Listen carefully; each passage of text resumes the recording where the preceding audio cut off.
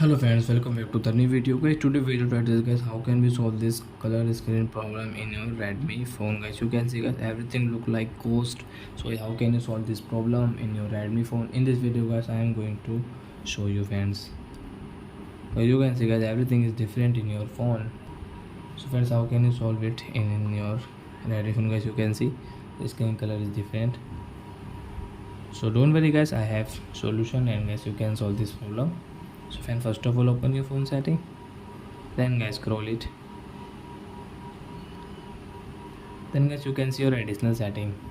So guys tap here, then guys scroll accessibility, then guys you can see your vision setting and guys scroll it, then guys you can see your color inversion. So guys tap here and guys use color inversion guys off from here, then guys come back, then guys don't worry guys, your problem is solved guys. You can see everything is fine in your Redmi phone. So I hope friends you have understood. How to solve this problem in your Redmi phone. So that's it guys, thanks for watching. Now we will meet our next video with new topic.